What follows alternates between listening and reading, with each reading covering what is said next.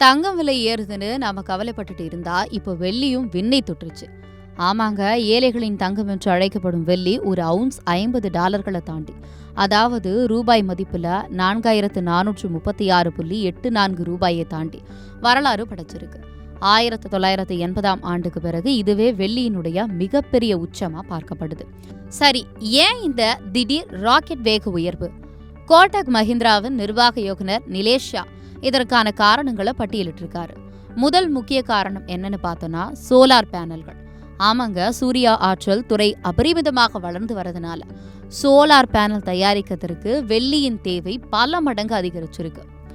இன்னொரு பெரிய காரணம் சவுதி அரேபியா வங்கிகள் உலக நாடுகளோட மத்திய வங்கிகள் தங்கத்தை வாங்கி குவிச்ச மாதிரி இப்போ சவுதி வங்கிகள் வெள்ளி பத்திரங்களை, அதாவது சில்வர் ETF-களை வாங்கி குவிக்கிறதா ஒரு தகவல் வெளியாகி இருக்கு.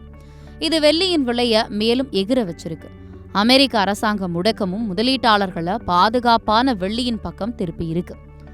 இந்த விலை உயர்வோட தாக்கம் இந்தியால எப்படி இருக்கு? நம்ம ஊர்ல வெள்ளிக்கு பயங்கர தட்டுப்பாடு ஏற்பட்டிருக்கு. அதனால வெளிநாட்டு விலையை விட நம்ம உள்நாட்டுல வெள்ளிக்கு விலை ரொம்ப அதிகமா இருக்கு.